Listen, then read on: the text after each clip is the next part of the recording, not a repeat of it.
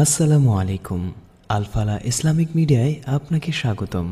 সব ধরনের ইসলামিক বিনোদন নিয়ে আমরা আছি আপনার পাশে।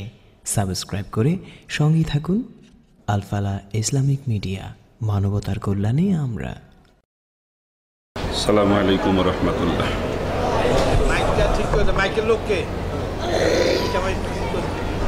আলহামদুলিল্লাহ আলহামদুলিল্লাহি কাফা ওয়া সালামুন আলা ইবাদিহিল্লাযিনা ইসতাফা, আম্মা বা'দ। আউযু বিল্লাহি মিনাশ শাইতানির রাজীম। বিসমিল্লাহির রহমানির রহিম। ওমা খালাকতুল জিন্না ওয়াল ইনসা ইল্লা লিয়াবুদুন। রদুরুশিপ্রিয় আল্লাহুম্মা সাল্লি আলা সাইয়্যিদিনা ওয়া নাবিয়িনা ওয়া শাফিয়িনা ওয়া হাবিবিনা ওয়া মাওলানা মুহাম্মদ সাল্লাল্লাহু আলাইহি ওয়া আলা আলিহি ওয়া আসহাবিহি ওয়া বারাক সাল্লাম। আল্লাহুম্মা সাল্লি আলা সাইয়্যিদিনা ওয়া নাবিয়িনা ওয়া শাফিয়িনা ওয়া হাবিবিনা ওয়া মাওলানা মুহাম্মদ সাল্লাল্লাহু আলাইহি ওয়া আলা আলিহি ওয়া আসহাবিহি ওয়া বারাক সাল্লাম। আল্লাহুম্মা সাল্লি আলা সাইয়্যিদিনা ওয়া নাবিয়িনা ওয়া শাফিয়িনা ওয়া হাবিবিনা ওয়া মাওলানা মুহাম্মদ সাল্লাল্লাহু আলাইহি ওয়া আলা আলিহি ওয়া আসহাবিহি ওয়া বারাক সাল্লাম। আলহামদুলিল্লাহ।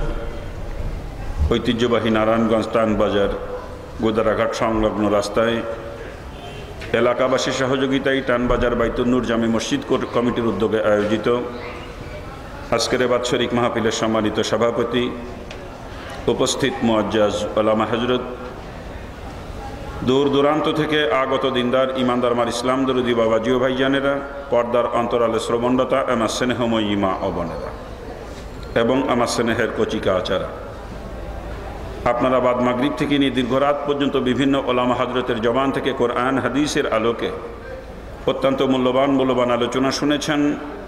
এখন আমি নালায়েক আপনাদের সামনে উপস্থিত। আল্লাহ পাক যদি তৌফিক এনায়েত করেন এবং সাথে সাথে আপনারা যদি অন্তর থেকে দোয়া করেন, আমি আপ্রাণ চেষ্টা করব কোরআন এবং হাদিসের আলোকে অল্প কিছু কথা আপনাদের সামনে বলার জন্য।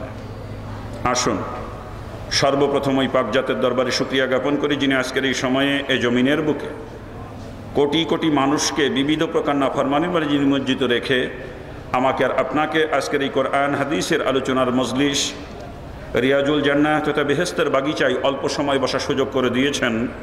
এই জন্য একটু জবান খুলে জোরে সরে ওই পাক জাতের শুকরিয়া সকলে একবার বলি আলহামদুলিল্লাহ। আমার বাবাজিরা, এটা যে বেহেশতের বাগান, এ ব্যাপারে কোনো সন্দেহ আছে? যদি কারো সন্দেহ থাকে, কসম খোদার, তার নামাজ, রোজা, হজ, যাকাত কোন আমল তার জন্য কোনো উপকার বই আনতে পারবে না। কারণটা বেহেশতের বাগান, একথা আমি শামসুল হকের জবানের নয়, একথা বলেছেন এমন এক ব্যক্তি যার জবানের কোনো একটা কথাই পর্যন্ত মিথ্যা হয় নাই এবং কিয়ামত পর্যন্তও হবে না। আর সেই মহামানব নবী দুজাহা সৈয়দুল আম্বিয়া নবী মুহাম্মদুর রাসূলুল্লাহ সাল্লাল্লাহু আলাইহি ওয়াসাল্লাম তার পবিত্র জবান দিয়ে বলেন, যতক্ষণ দ্বীনি আলোচনা চলবে ততক্ষণ এই রাস্তা বেহেশতের বাগিচা। চিৎকার দিয়ে বলেন সুবহানাল্লাহ। আর তাই বাবাজিরা আমার, রসুলের এই কথার উপরে যদি কেউ সন্দেহ করে তার ইমানই থাকবে না। আর ইমান যদি না থাকে, নেক আমল দিয়ে কী লাভ হবে বলেন? এই জন্য বাপ, আল্লাহ পাক যে আমাদেরকে বেহেশতের বাগানে বসার সুযোগ করে দিয়েছেন, এতে আমরা সকলে খুশি তো? কি বলেন? আলহামদুলিল্লাহ। আমরা বেহেশতের বাগিচায় বসার সুযোগ পেয়ে খুশি হয়েছি, তাই না? একটু খবর নিয়ে দেখেন, আজকের ময়দানে অনেক দূরের লোক এসে হাজির হয়েছে, ঠিক না? আবার একটু খোঁজ খবর নেন ময়দানের আশপাশ এলাকার বাড়িঘরগুলোতে এখনও পর্যন্ত কত হতভাগা মুসলমান ঘরে বসে বিবিকে নিয়ে কত মজার গল্প করতেছে, ঠিক না? কত হতভাগা এখনও পর্যন্ত বাড়িতে আত্মীয় স্বজনে কত আনন্দ ফুর্তিতে লিপ্ত আছে, ঠিক কিনা বলেন? আবার কত কপাল পোড়া মুসলমান ঘর থেকে বের হয়ে আসছে ঠিকই, তো শয়তান তাদেরকে বেহেশতের বাগিচায় বসার সুযোগ দেয় নাই। শয়তান তাদের কানে রশি লাগাইয়া রাস্তার উপরে, বাজারের ভিতরে, দোকানের সামনে দিয়ে ঘুরাইতেছে, ঠিক না? আচ্ছা বলেন, কোনো মুসলমানের কানে কোরআন হাদিসের আলোচনার আওয়াজ পৌঁছায়, জান্নাতের বাগিচার খবর পৌঁছায়, এরপরেও যদি সে মুসলমান ওই জান্নাতের বাগিচায় উপস্থিত হতে না পারে, তার মতো হতভাগা কপাল পোড়া এ দুনিয়ার জমিন আর কেউ থাকতে পারে? এই জন্যে বাপ, আমি আলোচনা শুরু করার পূর্বে যে পর্যন্ত মাইকে লাউড স্পিকারের ধ্বনি পৌঁছায়, এতদ অঞ্চলের প্রতিটা বালেক পুরুষ মুসলমানের দুইখানা পায়ে হাত অনুরোধ করব, অবাব সত্যিই যদি আপনি দাবি করেন আপনি একজন মুসলমান, আমি আপনার দুইখানা পায়ে হাত দিয়ে অনুরোধ করছি, আর দূরে দাঁড়িয়ে বসে থাকবেন না, মেহেরবানি করে অল্প সময়ের ভিতরে বেহেশতের বাগিচায় চলে আসেন। বলা যায় না বাপরে, আজকের রাত্রি আমার আপনার জীবনের শেষ রাত্রিও হয়ে যেতে পারে। আজকের দিনের মাঝে কত লোকে দুনিয়া থেকে চিরবিদায় নিয়েছে তার হিসাব নাই, আর আমি আর আপনি যে এই রাত্রিতে বিদায় নেব না এমন কোনো গ্যারান্টি মনে হয় এখনও পর্যন্ত কারো কাছে আসে নাই। আসছে কোনো গ্যারান্টি বলেন? এই জন্য বাপ, মালাকুল মউত যে কখন আসবে আর আমার আপনার টুটি টিপে ধরবে এ খবর কিন্তু দুনিয়ার কারো জানা নাই। আর অন্ধকার কবরে কিন্তু আমাকে আপনাকে একাকী থাকতে হবে। এ দুনিয়ার বাড়ি গাড়ি টাকা পয়সা ধন দৌলত আত্মীয় স্বজন বিবি বাচ্চা কেউ আপনার সঙ্গে কবরে যাবে না বাপ। একটু চিন্তা করেন আপনি ওই কবরের কথা, চিন্তা করে অল্প সময়ের জন্যে যিনি যেখানে যে পরিবেশেই থাকেন না কেন ওই পরিবেশ থেকে পৃথক হয়ে আসেন একটু বেহেশতের বাগিচায়। আল্লাহ পাক যদি চাহে আজকের এই বেহেশতের বাগিচায় বসাকে জড়িয়া করে আমার আপনার জীবনের সমস্ত গুনাহ খাতা মাফ করে দিতে পারেন। আমার বাবাজিরা, অল্প সময়ের মধ্যে আলোচনা শুরু হবে ইনশাআল্লাহ। আর আলোচনা হবে কোরআনে কারীম থেকে ছোট্ট একটু আয়াতে কারিমা তেলাওয়াত করেছি। আল্লাহ পাক তৌফিক দিলে ওর আলোকেই কিছু কথা বলবো। তবে আলোচনার শুরুতে একটু দিক নির্দেশনা। আমি সাধারণত কিচ্ছা কাহিনীর আলোচনা করি না, চেষ্টা করি সমাজের মুসলমানের প্রয়োজনীয় কিছু কথা বলার জন্য। দোয়া করেন আল্লাহ পাক যেন আজকে তদ্রূপ কিছু কথা বলার তৌফিক আমাকে দান করেন। আজকে সমাজের মুসলমানের যে সমস্ত রোগ, যে সমস্ত রোগের কারণে আজকে সমাজের মুসলমান ক্রমান্বয়ে জাহান্নামের দিকে ধাবিত হচ্ছে, আমি একটু চেষ্টা করি সমস্ত রোগের ঔষধ দিয়ে মুসলমানকে ওই জাহান্নামের পথ থেকে ফিরিয়ে জান্নাতের পথটা দেখানোর জন্য। আর আগেই বলে রাখি, যখন যে রোগের ঔষধ আমি দেব, রোগটা যদি আপনাদের কারো ভিতরে থাকে তার কিন্তু সহ্য করা কষ্ট হবে, একটু জ্বালাপোড়া করবে। আর এটাই স্বাভাবিক, কারণ রুগীর শরীরে যদি ঘা থাকে, রুগী ডাক্তারের কাছে গেলে ডাক্তার কিন্তু ঘাড় উপরে মলম লাগাবেই, ঠিক না? আর মলম যখন লাগাবে তখন কিন্তু জ্বালাপোড়া করবেই, কি বলেন? আর জ্বালাপোড়া করার কারণে রুগী যদি এরকম চিন্তাভাবনা করে যে কি ডাক্তারে কী ওষুধ দিলে তো জ্বলে পড়ে যায়, ওই ডাক্তারের কথা শুনবো না, ওই ওষুধ আর ব্যবহার করবো না, ওই রুগীর রোগ কি কোনো দিন ভালো হবে বলেন? ওকে রোগ নিয়েই কবরে যাওয়া লাগবে, ঠিক না? তদ্রূপভাবে আমিও যখন যে রোগের ওষুধ দেবো, রোগটা যদি আপনাদের কারো ভিতরে থাকে তারও কিন্তু সহ্য করা কষ্ট হবে, একটু জ্বালাপোড়া করবে। আর জ্বালাপোড়া করার কারণে আপনিও যদি এরকম চিন্তাভাবনা করেন যে কি হুজুরে কি ওয়াজ পেতে বেশি কথা কয়, এই চিন্তা করে ময়দান থেকে উঠে যদি বাড়ির দিকে হাঁটেন, বুঝতে হবে আপনার রোগ জিন্দেগিতে ভালো হবে না। আর আপনি যদি রোগ নিয়ে কবরে যান, জাহান্নাম থেকে বাঁচার কোনো রাস্তা আপনার সামনে খোলা থাকবে না। আমি আগেই বলে নিচ্ছি, আমি আপনাদেরকে কিছু বেশি কথা বলবো, এমন অনেক কথা বলবো যেই কথা শোনা পর আপনারা লজ্জাও পাবেন। আর যে বেশি কথা লজ্জা দেওয়া কথা বলবো, কসম খোদার এর পিছনে আমার ব্যক্তিগত কোনো স্বার্থ নেই। আমার উদ্দেশ্য যে একটু বেশি কথা বলেও যদি মুসলমানের সন্তানকে জাহান্নামের পথে থেকে ফিরানো যায়। আর আমি বলবো না বেশি কথা, কে বলবে বলেন?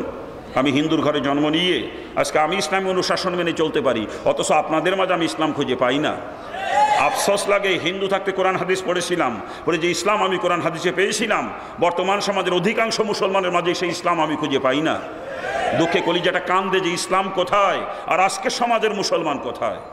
শুধু এই দুঃখ নিয়েই একটু বেশি কথা আপনাদেরকে বলি। আর এই জন্যে যদি একটু বেশি কথা বলি, রাগ করবেন না তো? কেউ সত্যি রাগ করবেন না তো? এখন বলতেছেন না, কিন্তু যখন ঘাড়ের উপরে পড়বে তখন কিন্তু রাগ হবে। কিন্তু রাগ হইলে আমার করণীয় কিছু নাই, কারণ ব্যক্তি স্বার্থ নিয়ে কোনো কথা আমি বলি না। মুসলমানকে জাহান্নাম থেকে বাঁচানোর উদ্দেশ্যে কথা বলি, এতে যদি রাগ হয় আমার কিচ্ছু আসবে যাবে না, ঠিক কিনা? বাবাজির একটা জিনিস চিন্তা করতে হবে, ডাক্তার রুগীকে কাটে চেরে অপারেশন করে ব্যথা দেয়, এটা কি ডাক্তার নিজের ভালোর জন্য করে, রুগীর ভালোর জন্য করে বলেন তো? তা আপনাদের এলাকার কারোর সঙ্গে তো আমার কোনো শত্রুতা নেই, কি বলেন? কারোর সঙ্গে কোনো আত্মীয়তার বন্ধনও নাই, ঠিক কিনা? অর্থের কোনো লেনদেন কারোর সঙ্গে নাই, জমির আল ঠেলাঠেলিন বা জমি ভাগাভাগি নিয়ে কোনো দ্বন্দ্ব ফাসাদও কারোর সাথে নাই, ঠিক না? এরপরও আপনাদেরকে আমি বেশি কথা বলবো, কেন বলবো? শুধু বিবেক দিয়ে একটু চিন্তা করতে হবে বাজান। আমার নিজের স্বার্থে বলবো না, আপনাদের ভালোর জন্যই বলবো। এরপরও যদি আমার কথায় কারো রাগ হয়, বুঝতে হবে আসলে তার কপাল পড়ছে, ঠিক কিনা? কি জোরে বলেন? আসেন আলোচনা শুরু করতে যাচ্ছে। যারা এখনো দূরে আসেন, মেহেরবানি করে দ্রুত ময়দানে চলে আসতে হবে। বাবা জান, আপনি মুসলমানের সন্তান মুসলমান, আর আমি হিন্দুর বাচ্চা মুসলমান। আপনাদের মাঝে আসছি আল্লাহর দিন সম্পর্কে কিছু আলোচনা করবে আশা নিয়ে। আর এই জন্য অনুরোধ করব, এলাকার একটা মুসলমানের সন্তানও দূরে থাকবে না। যদি কোনো মুসলমানের সন্তানের কানে আমার মাইকের আওয়াজ পৌঁছায়, আমি আবারও আপনার পায়ে হাত দিয়ে অনুরোধ করছি, মেহেরবানি করে ময়দানে চলে আসতে হবে। আর যদি কেউ বলে যে আমি মুসলমানের সন্তান না, তার না আসলেও চলবে, কথা ঠিক না? কিন্তু কোনো মুসলমানের সন্তান দূরে থাকতে পারবে না, কারণ কোরআন হাদিসের আলোচনার আওয়াজ কানে পৌঁছানোর পরে মুসলমান কখনো দূরে থাকতে পারে না, ঠিক না? অনেক সময় আমার নাম শোনার পরে অনেক হিন্দু বদলোক আসেন মাহফিলে। যেহেতু আমি হিন্দু থেকে মুসলমান হয়েছি, তা ওনারাও জানতে চান যে আমি কেন মুসলমান হয়ে গেলাম। তা আজকের মাহফিলেও হয়তো বা সেরকম 2-4 জন হিন্দু ভদ্রলোক আসতে পারেন নাকি বলেন? আর যদি কোনো হিন্দু ভদ্রলোক এসে থাকেন, ওনার জন্য কিন্তু ময়দানে বসতে নিষেধ নাই, কারণ এই ময়দান সকলের জন্য উন্মুক্ত। এ কোরআনে কারিমের ময়দান। আর কোরআনে কারিম শুধু মুসলমানের জন্য নাজিল হয় নাই, কোরআনে কারিম নাজিল হয়েছে সমস্ত মানবতার মুক্তির দিশারি হিসাবে, ঠিক না? হুদাল লিন্নাস, সমস্ত মানুষের হাদি হিসাবে কোরআন নাজিল হয়েছে নাকি বলেন? এই জন্য কোরআনের ময়দানে বসতে কারোর জন্য নিষেধ নাই। যদি কোনো হিন্দু ভদ্রলোক এসে থাকেন, উনিও বসতে পারবেন এই ময়দানে, কোনো অসুবিধা নাই। কিন্তু তারপরেও কথা থাকে, হিন্দু ভদ্রলোক যদি আসেন, ওনাদের আবার এতগুলো টুপিওয়ালা মানুষের সঙ্গে মিলে এই ময়দানে বসতে একটু লজ্জা লাগতে পারে, স্বাভাবিক এটা নাকি বলেন? একটু সংকোচবোধ হয়। আর ওনারা যদি লজ্জার খাতিরে সংকোচের কারণে দূরে কোথাও দাঁড়িয়ে বসে থাকেন, রাস্তার উপরে, বাজারের মধ্যে, দোকানের সামনে থাকেন, আমি তাতেও কোনো আপত্তি করব না। কিন্তু কোনো মুসলমানের জন্য এই ময়দানে বসতে কি লজ্জা লাগতে পারে? মুসলমানদের এখানে লজ্জার কিছু আছে? তাই যদি কোনো মুসলমান এখনো পর্যন্ত ময়দান থেকে দূরে কোথাও থাকেন, আমি আবার আপনার পায়ে হাত ধরে অনুরোধ করছি, মেহরবানি করে ময়দানে চলে আসতে হবে। আমি হিন্দুর বাচ্চা মুসলমান হয়ে কোরআন হাদিস আলোচনা করব, আর আপনি মুসলমানের সন্তান হয়ে দূরে দাঁড়িয়ে বসে থাকবেন, এটা কখনো মানায় না, ঠিক কিনা? মানে একটা মুসলমানও ময়দান থেকে দূরে কোথাও থাকবেন না। মাইকের আওয়াজ যদি কানে পৌঁছায় আর নিজেকে মুসলমান বলে দাবি করেন, এই মুহূর্তে আপনাকে ময়দান আসতে হবে, পরিষ্কার করে বলছি আমি। চলে আসবেন, সেই এলাকার কোনো মুসলমান দূরে থাকবে না, বিশ্বাস আমার আছে। কি বলেন আপনারা? আমি হিন্দুর বাচ্চা মুসলমান হয়ে কোরআন হাদিস আলোচনা করব, আর মুসলমান ঘরে বসে বউ নিয়ে মজা মারবে, চার দোকানের সামনে আড্ডা মারবে, এটা কখনো সম্ভব না। কি বলেন? যারা মুসলমান তারা চলে আসবে। দোয়া করেন আল্লাহ পাক এলাকার সকল মুসলমানকে ময়দানে হাজির করে দিক। জোরে বলেন আমিন। জোরে বলেন না আমিন। আসতেছে চতুর্দিক থেকে আরও আসবে ইনশাল্লাহ, কোনো মুসলমান দূরে থাকবে না, বিশ্বাস আমার আছে। কি বলেন আপনারা? ওনারা আসতে লাগুক, আমরা আলোচনার দিকে আগাবো, ঠিক আছে না? আর আলোচনার শুরুতেই অনুরোধ আপনাদের সকলের কাছেই, যাদের কাছে মোবাইল আছে, মোবাইলগুলো হয় বন্ধ করে রাখতে হবে, না হলে রিংটোন সাইলেন্ট করে নিতে হবে, দুইটার একটা। কারণ আপনার মোবাইলে রিং আসলে ওই রিংটোনের শব্দ আপনার আশেপাশে কমপক্ষে 10 জন লোকের রসনার হতে হবে, তুমি গুনাহগার হয়ে যাবেন। কিন্তু মোবাইল ছেড়ে যদি কেউ রেকর্ডিং করতে চান, আপনাকে রিংটোন সাইলেন্ট করে নিয়ে রেকর্ডিং করতে, কারণ রেকর্ডিং ভিতরে কল ঢুকে, তখন যদি রিংটোন বেজে ওঠে, আপনার আশেপাশের মানুষের রসনার ক্ষতি হতে আপনি গুনাহগার হয়ে যাবেন। কিন্তু এই মোবাইল যে কত বড় ফিতনা বর্তমানে, মসজিদে জামাতে নামাজ পড়তে গেলে মোবাইলের যখন নামাজটাও ঠিক মতো পড়া যায় না, ঠিক কিনা? নামাজের মধ্যে কিরিং কিরিং করে বাঁচতে শুরু করে নামাজের ধ্যান নষ্ট হয়ে যায়, কথা ঠিক না? এই জন্য দেখে নেন কার মোবাইলটা কোন বস্তু, দেখেন মেহরবানি করে। কোনো মোবাইলে রিংটোন চালু থাকবে না, আমরা আশা করব কোনো মোবাইল রিংটোনের শব্দ আমাদের কানে আর আসবে নাকি? আশা করতে পারি তো নাকি? মেহরবানি করে দেখে নেন সকলে কার মোবাইলটা কোনো বস্তু, দেখেন একটু মেহরবানি করে। কোনো মোবাইলে রিংটোন চালু থাকবে না, দেখে নেন সকলে। আলহামদুলিল্লাহ, আলোচনা শুরু করব। আর আলোচনার শুরুতে রসুলের হাদিস শোনাবো। রাজি আছেন না আপনারা? রসুল আমার হাদিসের মধ্যে বয়ান করেন, 3টা জায়গার মাঝে তোমরা ফাঁকা রেখো না। যখন নামাজের কাতারে দাঁড়াও, 2 মুসল্লির মাঝখানে যেন ফাঁকা না থাকে। দ্বিতীয়ত, যখন স্বামী স্ত্রী এক বিছানায় ঘুমাও, 2 জনের মাঝখানে যেন ফাঁকা না থাকে। আর তৃতীয়ত, যখন কোনো দিনী মজলিসে বসো, ওইখানেও যেন মাঝখানে ফাঁকা না থাকে। হুজুর বলেন, এই 3 জায়গায় যদি মাঝখানে ফাঁকা থাকে, ফাঁকা জায়গার একজন এসে বসে, বলেন তো কে? জোরে বলেন। মিস্টার ইবলিস। ওর গায়ে কিন্তু আগুন জ্বলতেছে, কেন জানেন? রসুল আমার অন্য হাদিসের মধ্যে বয়ান করেন, যখন কোনো দিনী মজলিস শেষ হয়, একজন ফেরেশতা এরকম ঘোষণা করতে থাকে, হে মজলিসওয়ালারা, তোমরা এমনভাবে মজলিস থেকে ওঠো জানো তোমরা একজন নবজাত শিশু। অর্থাৎ তোমাদের আমল নামে যত গুনাহ ছিল, গুনাহ রাশি মাফ করে দেওয়া হয়েছে এবং গুনার জায়গাগুলো নেকি দিয়ে পরিবর্তন করে দেওয়া হয়েছে। আশা বলে ইবলিসকে এটা মেনে নিতে পারে? সারা জীবন ইবলিস কত কষ্ট করে আমাকে আপনাকে দিয়ে গুনার কাজ করিয়েছে, আর আজকের এই ময়দানে বসে জীবনের গুনাহ সব মাফ হয়ে যাবে, আবার গুনার জায়গা নেকি দিয়ে পরিবর্তন করে দেওয়া হবে, এটা কি ইবলিস মেনে নিতে পারে বলেন? এই জন্য ইবলিসের গায়ে কিন্তু আগুন জ্বলতেছে, কেমনে আমাকে আপনাকে ময়দান থেকে উঠাবে, এইটা এখন ইবলিসের সব থেকে বড় চেষ্টা, ঠিক না? তাই হুজুর বলেন, ফাঁকা পাইলেই ও ফাঁকা জায়গায় ইবলিস বসবে, বসে আমাকে আপনাকে ধোঁকা দিয়ে ময়দান থেকে উঠানোর চেষ্টা করবে। আর আমি আপনি যদি ইবলিসের ধোঁকায় পড়ে ময়দান থেকে উঠে যাই, ইবলিস কিন্তু আমার আপনার উপরে খুশি হবে, ঠিক না? ওদিকে কিন্তু আরেকজন নারাজ হয়ে যাবে, বলেন তো কে? জোরে বলেন। আপনারা কাকে খুশি না, আল্লাহকে না ইবলিসকে? যদি আল্লাহকে খুশি করতে হয়, ময়দানের মাঝখানে ইবলিসের বসার কোনো জায়গা রাখা চলবে না।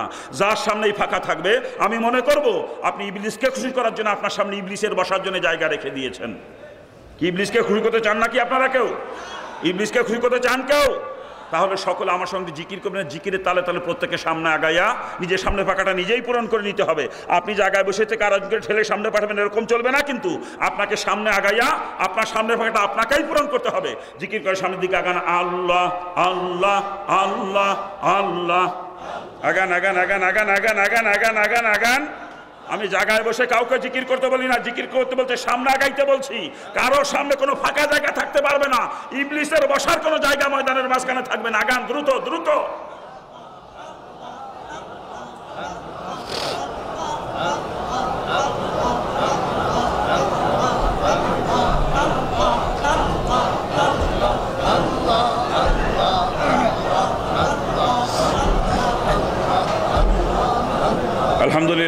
দাঁড়িয়ে আছেন মেহরবানি করে বসে পড়তে হবে, কোনো লোক দাঁড়িয়ে থাকবে না, সকলকে বসতে হবে। বসেন মেহরবানি করে, কেউ দাঁড়িয়ে থাকবেন না, বসেন মেহরবানি করে। পিছন দিকে জায়গা খালি হয়েছে অনেক, আপনারা যারা এখানে দাঁড়িয়ে আছেন ভিতরে যে বসেন, জায়গা খালি হয়েছে, দেখেন বসতে পারেন, বসে পারেন সবাই। দাঁড়িয়ে থাকবেন কত সময়, একটু পরে মাজার মধ্যে কটকট করবে, উঠে হাঁটা দেবেন। দাঁড়িয়ে না থেকে সবাই বসে পড়েন, জায়গা নিয়ে বসে পড়েন, যে যার জায়গা পান যেখানে বসে পড়েন। আলহামদুলিল্লাহ, আলোচনা শুরু করব, সময় কিছু নষ্ট করে ফেলছি। আসলে নষ্ট করি নাই, জমিন তৈরি করলাম এতক্ষণ, এবার বীজ বুনবো ইনশাল্লাহ। কি বলেন? জমিন তৈরি না করে বীজ বুনলে ফসল খুব একটা ভালো হয় না, কথা ঠিক না?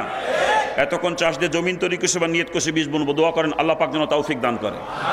আমি যে আয়াতে কারিমা তেলাওয়াত করছি আপনাদের সামনে, আল্লাহ পাক এখানে ঘোষণা করেছেন ওমা খালাকতুল জিন্না ওয়াল ইনসা ইল্লা লিয়াবুদুন। জিন এবং ইনসান এই দুই জাতিকে আল্লাহ পাক কেন সৃষ্টি করেছে সেই উদ্দেশ্য এখানে বয়ান করেছেন, ঠিক না? আমার মাওলা ডাক দিয়ে কয়, দুনিয়ার মানুষেরা ভালো করে জেনে নাও, এই উদ্দেশ্য নিয়ে তোমাদেরকে আমি সৃষ্টি করি নাই। তোমরা খানা খাইবে, ঘুমাইবে, পায়খানা প্রস্রাব করবে, এই জন্য তোমাদেরকে সৃষ্টি করা হয় নাই। ব্যবসা করবে, দোকানদারি করবে, কৃষিকাজ করবে, চাকরি করবে, এই উদ্দেশ্য নিয়ে তোমাদেরকে আমি সৃষ্টি করি নাই। রাজনীতি করবে, সংসার করবে, বিবি বাচ্চা নিয়ে আনন্দ ফুর্তি করবে, বরং উদ্দেশ্য তোমাদেরকে সৃষ্টি করা হয়েছে ইল্লা লিয়াবুদুন, একমাত্র আমি আল্লাহর ইবাদত করবে, এই উদ্দেশ্যে তোমাদেরকে সৃষ্টি করা হয়েছে। চিৎকার দিয়ে বলেন সুবহানাল্লাহ। কে বলতেছেন এই কথা? জোরে বলেন। অনেকের মনে প্রশ্ন আসতে পারে, আল্লাহ পাক যদি একমাত্র ইবাদতের জন্য সৃষ্টি করে থাকেন আর 24 ঘন্টা মসজিদে বসে বসে ইবাদতই করতে থাকি, তাহলে দুনিয়ার জিন্দেগি চলবে কি করে? স্বাভাবিক একটা প্রশ্ন, ঠিক কি না? আসলে ইবাদত যে কাকে বলে আমরা বুঝি না। ইবাজান আমরা মনে করি নামাজ পড়া, রোজা রাখা, হজ করা, জাকাত দেওয়া, দান সাদকা করা, কোরআন তেলাওয়াত করা, জিকির আজগার করা, এরকম কিছু কাজ ইবাদত, এরকম ধারণা আমাদের, ঠিক না? এগুলো তো অবশ্যই ইবাদত, কোনো সন্দেহ নাই। শুধু এইগুলাই ইবাদত নয়, একজন মুসলমান তার হায়াতে শুরু থেকে নিয়ে মৌতের আগ মুহূর্ত পর্যন্ত যা কিছু করবে দুনিয়াতে সবই তার ইবাদত হবে, যদি সেটা রসুলের তরিকায় হয়।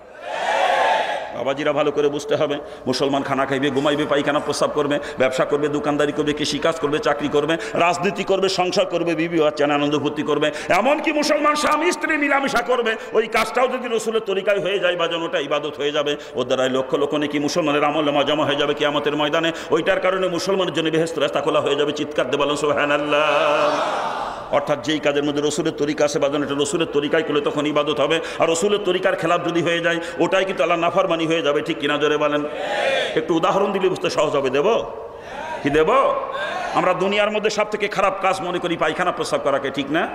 এই পায়খানা প্রস্রাব যদি রসুলের তরিকায় হয়ে যায় বাজান, পায়খানা প্রস্রাব তখন আর পায়খানা প্রস্রাব তখন ওইটা ইবাদত হয়ে যায়। ওই পায়খানা প্রস্রাবের দ্বারা লক্ষ লক্ষ নাকি মুসলমানের আমল নামা জমা হয়ে যায় কিয়ামতের ময়দানে। ওই পায়খানা প্রস্রাবই মুসলমানকে জান্নাতে নিয়ে পৌঁছে দেয়। চিৎকার দিয়ে বলেন সুবহানাল্লাহ। পক্ষান্তরে দুনিয়ার মধ্যে সব থেকে বড় ইবাদত মনে করি নামাজকে আমরা, ঠিক কিনা জোরে বলেন? ও বাজান, নামাজ আমরা তখন পর্যন্ত ইবাদত হবে যতক্ষণ পর্যন্ত আমার নামাজ রসুলের তরিকায় হবে, ঠিক কিনা জোরে বলেন? কিন্তু যদি আমার নামাজ রসুলের তরিকার খেলাফ হয়ে যায়, তখন আমার আর ইবাদত থাকবে না। নামাজ যে বেলা না ফরমানি, ওই নামাজে আমাকে কিয়ামতের ময়দানে জাহান্নামে নিয়ে পৌঁছে দেবে। চিৎকার দিয়ে বলেন নাউজুবিল্লাহ। কথাটা আবারও ভালো করে স্মরণ রাখতে হবে বাজান, যেই কাজের মধ্যে রসুলের তরিকা, সেটা রসুলের তরিকায় করলে তখন ইবাদত হবে। আর রসুলের তরিকার খেলাফ যদি হয়ে যায়, ওটাই কিন্তু আল্লাহ নাফরমানি হয়ে যাবে, ঠিক কিনা জোরে বলেন? আর একটা কথা স্মরণ রাখতে হবে বাজান, যেই কাজের মধ্যে রসুলের তরিকা খুঁজে পাওয়া যায় না, রসুল যেটা কোনোদিন করেন না বা করতে বলেন নাই, ওইটাকে কিন্তু কখনো ইবাদত বানানো সম্ভব না। ওটা হলো ডাইরেক্ট নাফরমানি, মুসলমানটার কাছেও কখনো যাইতে পারে না, ঠিক কিনা জোরে বলেন? আর একটা কথা স্মরণ রাখা লাগবে বাজান, ইবাদতের পরিণতি জান্নাত আর নাফরমানির পরিণতি কিন্তু জাহান্নাম। কথা ঠিক কিনা জোরে বলেন? আমার আল্লাহ কোরআনে পাকের মধ্যে পরিষ্কার ডাক দিয়ে জানিয়ে দেন, ফামাইয়ামাল মিসকিল যারাতিন খায়রা ইয়ারা, যার পরে ইবাদত যদি করো বান্দারে, ওই ইবাদতের বদলে অবশ্যই তোমাকে দেওয়া হবে, তুমি কখনো তার থেকে বঞ্চিত হবে না। চিৎকার দিয়ে বলেন সুবহানাল্লাহ। ফামাইয়ামাল মিসকিল যারাতিন শাররা ইয়ারা, যার পরিমাণে নাফরমানি যদি করো বান্দা, ওই নাফরমানির শাস্তি অবশ্যই তোমাকে ভোগ করতে হবে, তুমি কখনো তা থেকে নিষ্কৃতি পাইবা না। চিৎকার দিয়ে বলেন নাউজুবিল্লাহ। এই জন্য বাজান, জিন্দগির কোনো একটা কাজ আমার না ফরমানি না হইয়া যায়, সেদিকে সদা সতর্ক দৃষ্টি রেখে আমাকে দুনিয়ায় চলতে হবে। আমি দুনিয়ার জিন্দগিতে যা কিছু করবো সব কিন্তু আমার ইবাদত হওয়া লাগবে, ঠিক কিনা জোরে বলেন? কারণ মাওলা আমাকে সৃষ্টি করেছে ইল্লা লিয়াবুদুন, ইল্লা একমাত্র ইবাদতের জন্য, অন্য কোনো কাজের জন্য মাওলা সৃষ্টি করে নাই। কথা ঠিক কিনা? ইল্লা লিয়াবুদুন, একমাত্র ইবাদতের জন্য। কথা ঠিক না? অর্থাৎ যা কিছু করবো দুনিয়ায় সব কিন্তু আমার ইবাদত হওয়া লাগবে। আমার পুরা জিন্দগিটা মাবুদের দরবার ইবাদত হিসাবে গ্রহণযোগ্য হওয়া লাগবে, ঠিক কিনা? আর জিন্দগি তখনই মাবুদের দরবার ইবাদত হিসাবে গ্রহণযোগ্য হবে যখন আমার জিন্দগি রসুলের তরিকায় পরিচালিত হবে, ঠিক না? কি জোরে বলেন? আমরা পায়খানা প্রস্রাব করি না? পায়খানা প্রস্রাব না করলে কি দুনিয়া বেঁচে থাকা যাবে? বাধ্যতামূলক করাই লাগবে, ঠিক কিনা? আরে দুনিয়াটা কিন্তু পায়খানা প্রস্রাব করারই জায়গা। আমাদের আদি পিতা হযরত আদম আলাইহিস সালামকে আল্লাহ পাক সৃষ্টি করে জান্নাতের ভিতরে রাখছিলেন এবং জান্নাতে যাবতীয় নিয়ামত আল্লাহ পাক আদমের সামনে উন্মুক্ত করে দিয়েছিলেন। শুধুমাত্র একটা গাছ দেখালা পাক বলছে, আদম রে ওই গাছের কাছেও কখনো যাইবা না। হযরত আদম যতদিন জান্নাতের ভিতরে ছিলেন যা ইচ্ছা খেয়েছেন, যা মন চেতে পান করেছেন, কিন্তু কোনদিন পায়খানা প্রস্রাবের বেগ আসে নাই। উপর দিকে তাকে একটা ঢেকুর দিয়েছেন, ভিতর থেকে মেষ কামড়ে ঘেরান রয়েছে ঢেকুরের সাথে, আর সব ফিনিশ হয়ে গেছে, ঠিক না?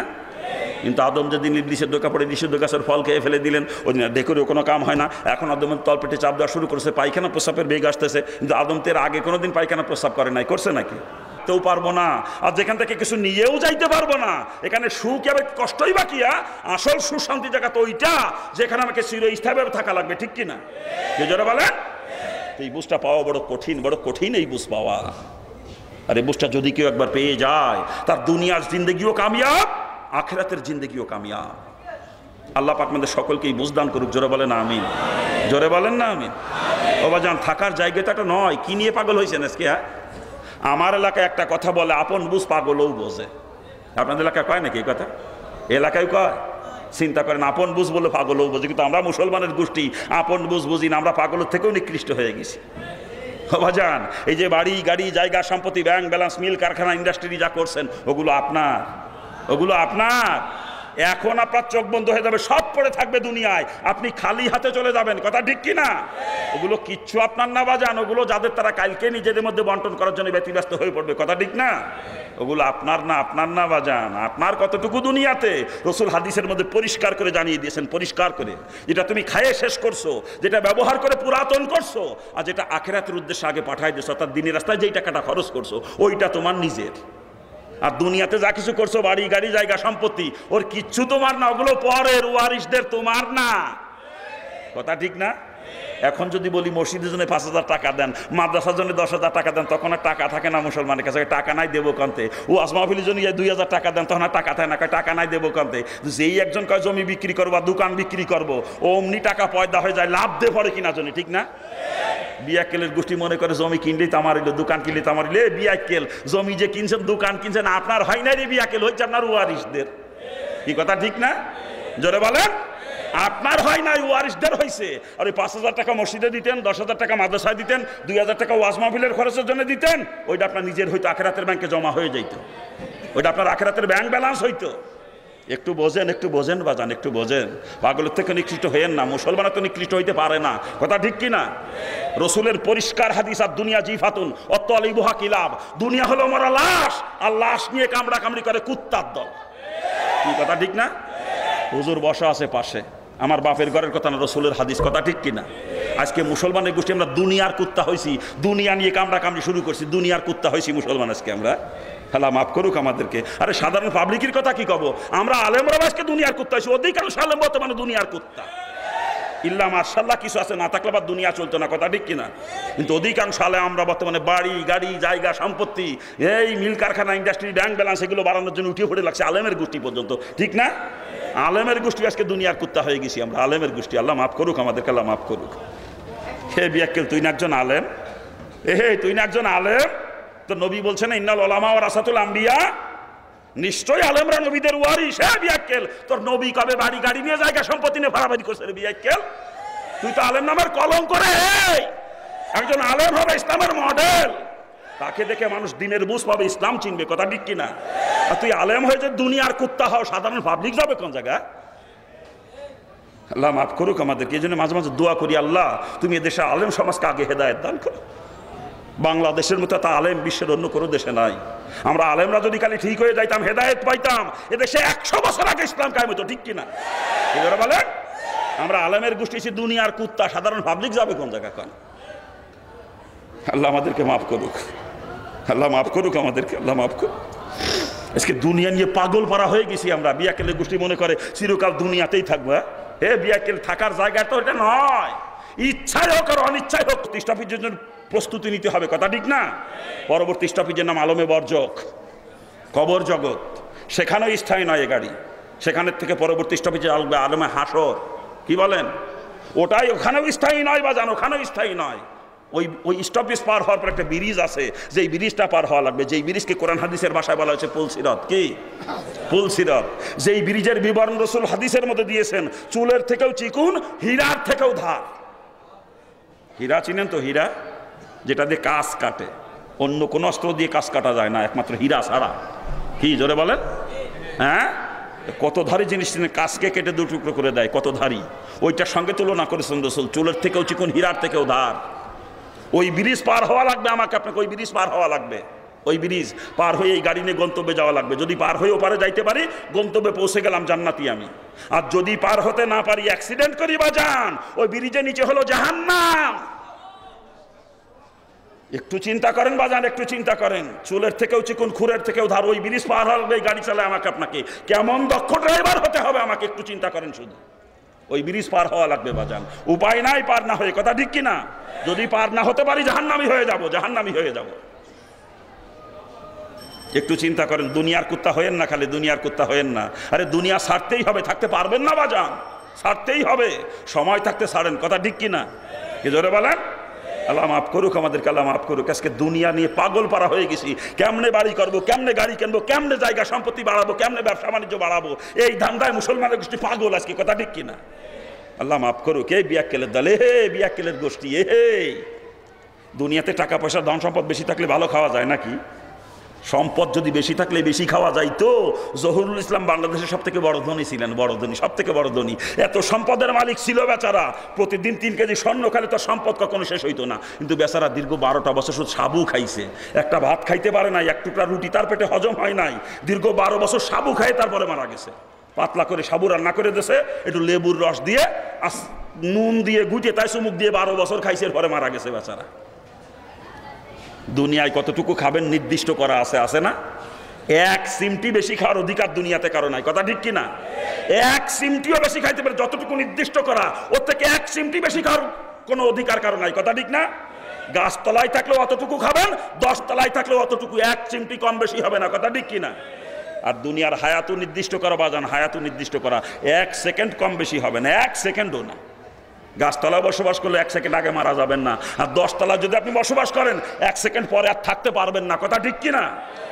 দুনিয়ার জিন্দগি কাটিয়েই যাবে একভাবে না একভাবে। দুনিয়ার জিন্দগি বরফের মতো, বরফের মতো দুনিয়ার জিন্দগি, কথা ঠিক কিনা? বরফকে যদি কাজে লাগান, কাজে লাগবে, আর কাজে না লাগায় রেখে দেন, এমনি গলে শেষ হয়ে যাবে, ঠিক না? তা দুনিয়ার হায়াত মানুষের এমনি শেষ হয়ে যাবে। যতটুকু নির্দিষ্ট করা আছে তার থেকে 1 সেকেন্ড কম বেশি হবে না, কথা ঠিক না? তা কি নিয়ে পাগল হয়েছি আজকে আমরা? কি নিয়ে পাগল হয়েছি বাজান?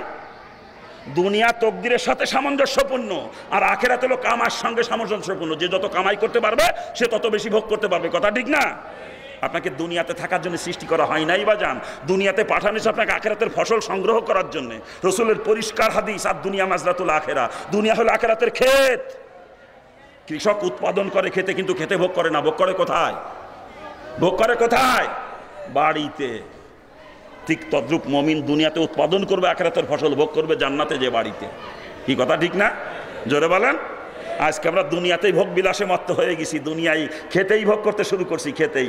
বাড়ির চিন্তা ভুলে গেছি, কথা ঠিক কিনা? বাড়ির কথা স্মরণ নাই, দুনিয়াতেই ভোগ করতে শুরু করে। দুনিয়ায় ভোগ বিলাস করবে যারা কাফের তারা। মুসলমান দুনিয়াতে ভোগ বিলাস করবে না, মুসলমানের জন্য জান্নাতের মধ্যে সাজাইতেছে আল্লাহ পাক থরে থরে, কথা ঠিক কিনা? কি জোরে বলেন। দুনিয়াতে কাফের মুশরিক যারা, তারা ভোগ বিলাসে মত্ত হবে দুনিয়ায়। মুসলমান দুনিয়ার ভোগ বিলাসে মত্ত হতে পারে না, কথা ঠিক কিনা? রসুল পরিষ্কার করে জানিয়েছেন, আর দুনিয়া সিজনুল মুমিনিন ও জান্নাতুল লিল কাফির। দুনিয়া হলো মুমিনের জন্য কয়েদখানা, আর কাফেরদের জন্য বেহেশতখানা, ঠিক না? দুনিয়ায় ভোগ বিলাস করবে যারা কাফের তারা, আর যে মুসলমান মুমিন সে দুনিয়াতে কয়েদির মতো জীবন যাপন করবে, কথা ঠিক না? তার জন্য আল্লাহ পাক জান্নাতের ভিতরে সাজাইতেছে।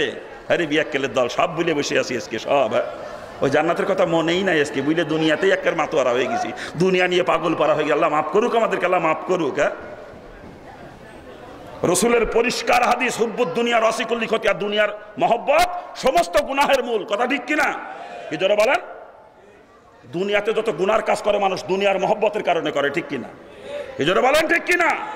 ওই যারা জিনা করে দুনিয়ার মহব্বতে করে, খুন করে দুনিয়ার মহব্বতে করে, একজন আর একজনের হক নষ্ট করে দুনিয়ার মহব্বতের কারণে, ঠিক কিনা? মানুষ সুদ খায় দুনিয়ার মহব্বতে, ঘুষ খায় দুনিয়ার মহব্বতে, জাকাত ফরজ কিন্তু জাকাত আদায় করতে পারে না দুনিয়ার মহব্বতের কারণে, ঠিক কিনা?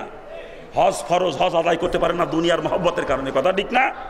মানুষ নামাজ ছাড়ে দুনিয়ার মহব্বতের কারণে, রোজা ছাড়ে দুনিয়ার মহব্বতের কারণে, মানুষ গান বাজনা শোনে দুনিয়ার মহব্বতের কারণে, নাটক সিনেমা দেখে দুনিয়ার মহব্বতের কারণে, দাড়ি কামাই দুনিয়ার মহব্বতের কারণে, ঠিক কিনা?